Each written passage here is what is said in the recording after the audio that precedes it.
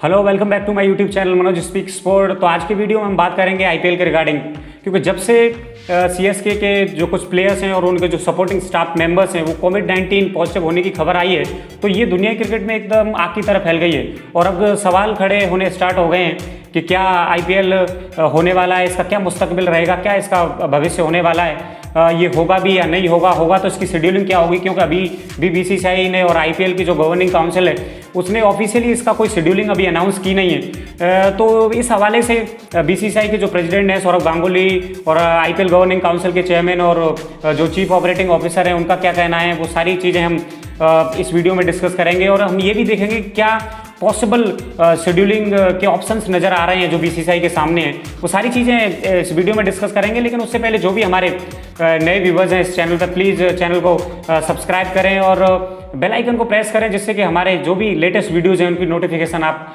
प्राप्त कर सकें। तो यहाँ पर अब बात करते हैं आईपीएल की शेड्यूलिंग, और ये सारी चीज़ें जो अभी तक मंजर आम पर आई नहीं है, उस हवाले से ऑफिशियल्स का क्या कहना है, तो ये सारी चीज़ें हम इस वीडियो में डिस्कस करेंगे।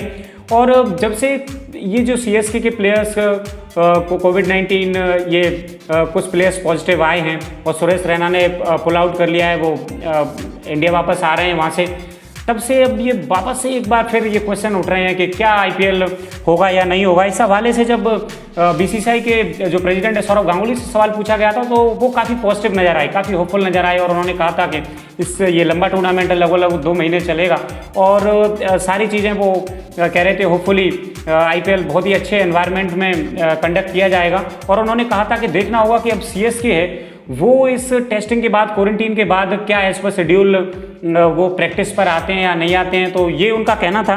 और फिर जो आईपीएल गवर्निंग काउंसिल के चेयरमैन हैं ब्रजेश पटेल और जो उनके चीफ ऑपरेटिंग ऑफिसर हैं हेमांग अमीन, उनका ये कहना था कि हम अभी UAE government, UAE cricket board और उनकी जो हेल्थ अथॉरिटीज़ हैं उनके संपर्क में लगातार बने हुए हैं और उनसे बातचीत जारी है, और क्या वो गाइडलाइंस जारी करते हैं इसके बेसिस पे नेक्स्ट फैसला लिया जाएगा।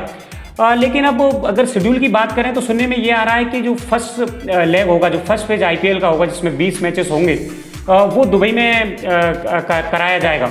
और मेरे हिसाब से ये ठीक भी है, क्योंकि इस समय जो आईपीएल की 8 टीमें हैं उनमें से 6 टीमें हैं वो दुबई में रुकी हुई हैं, वो वहाँ पर ठहरी हुई हैं, और सिर्फ 2 टीमें हैं जो कोलकाता नाइट राइडर्स और मुंबई इंडियंस, वो अबू धाबी में ठहरी हुई हैं। और कुछ टाइम से जब से ये केसेस पिछले 2-3 दिन में यूएई में ये इनको स्पाइक मिली है और ये नंबर ऑफ केसेस सर्ज हुए हैं, तो पूरी यूएई गवर्नमेंट है वो हरकत में आ गई है और उन्होंने जो टेस्टिंग पॉलिसी है वो काफ़ी रिगरस कर दी है। क्रॉस बॉर्डर आप इतनी ईजिली आप अब मूव कर नहीं सकते, एक एमिरेट से दूसरे एमिरेट में जाना आसान नहीं है। जैसे कि अगर आप अबू धाबी से दुबई जाना चाहें तो अब आपको बहुत रिगरस टेस्टिंग से गुजरना पड़ेगा एमिरेट जब चेंज करने हैं तो, क्योंकि यूएई है वो 7 एमिरेट से मिलकर बना हुआ है, जैसे शारजा है, दुबई है, अबू धाबी है, रसेल खाना में, ऐसे 7 एमिरेट्स हैं। तो अब एमिरेट्स को अब अगर आप चेंज करोगे तो फिर आपको टेस्टिंग से गुजरना पड़ेगा।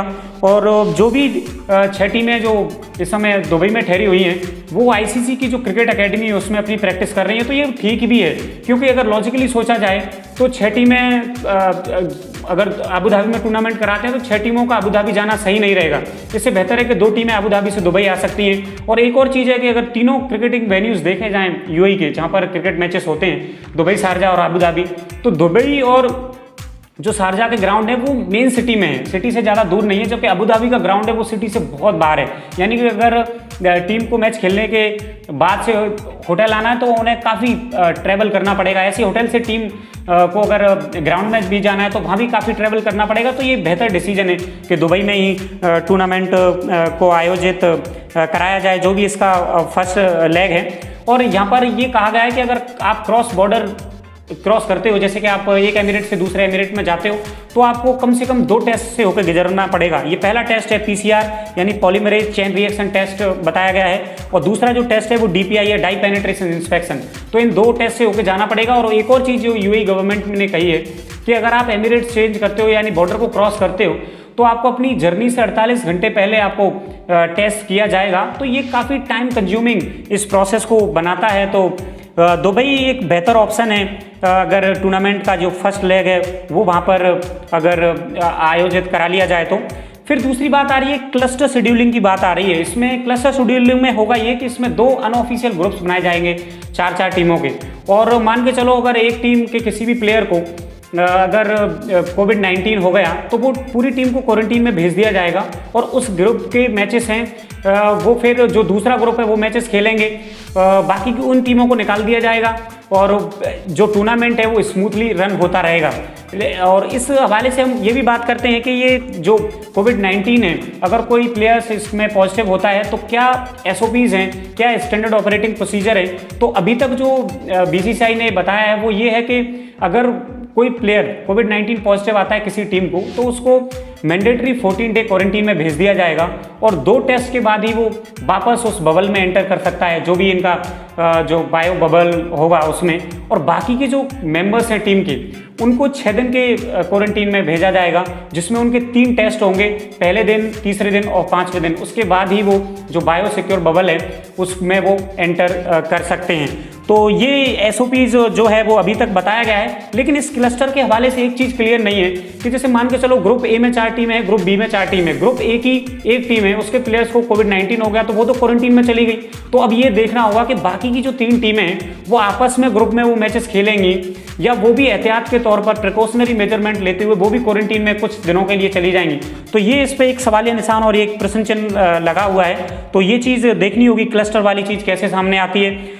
फिर इसकी शेड्यूलिंग के रिगार्डिंग टीम की कुछ रिजर्वेशंस भी हैं। जो भी IPL फ्रेंचाइजीज हैं वो थोड़ी सी रिलेक्टेंट शो कर रही हैं डबल हेडर के लिए। और जब ये टूर्नामेंट इंडिया से UAE में ऑफिशियली शिफ्ट हुआ था तो उस टाइम पे BCCI ने कहा था कि कुल 10 डबल हेडर्स मैचेस होंगे, यानी कि 10 दिन ऐसे मैचेस होंगे जिसमें दिन में 2 मैचेस खेले जाएंगे।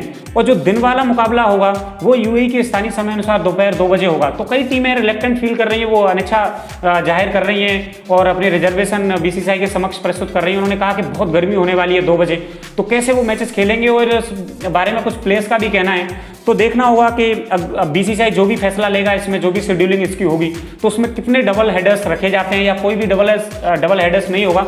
और ये ऑब्वियस है काफ़ी गर्मी होती है UAE में। भले ही ये टूर्नामेंट सितंबर और अक्टूबर में खेला जा रहा है लेकिन बेइंतहा वहाँ पर गर्मी पड़ती है, 45-50 डिग्री का तापमान रहता है। तो 2 बजे आसान नहीं है। इंडिया में भी जब डबल हेडर्स मैचेस होते थे अप्रैल मई में तो वो थोड़े से फिर भी 4 बजे से मैचेस होते थे, तो शाम के वक्त सूरज जल्दी ढल जाता था, तो इतनी दिक्कत प्लेयर्स को नहीं आती थी। अब 2 बजे से मैचेस स्टार्ट होने हैं यहाँ पर डबल हेडर्स की बात करी जाए, और उससे पहले टीम को 2 घंटे पहले ग्राउंड में पहुँचना पड़ेगा, प्रैक्टिस और जो भी उनके ड्रिलिंग सिस्टम जो सेशंस होते हैं, तो उसके लिए तो उन्हें 12 बजे पहुँचना पड़ेगा। तो 12 बजे तो एकदम पीक टाइम होता है। तो ये थी IPL के हवाले से ये चीज़ें, और होपफुली हम सबको उम्मीद करनी चाहिए कि इस पर ज़रूर कोई ना कोई सॉल्यूशन BCCI और UAE गवर्नमेंट के ऑफिशियल्स हैं वो जल्द फैसला इस पर लेंगे, क्योंकि 3 वीक से भी कम समय का वक्त बचा है जो शेड्यूल टाइम दिया है 19 सितंबर से टूर्नामेंट को स्टार्ट होने का, लेकिन अभी शेड्यूलिंग जारी नहीं हुई है।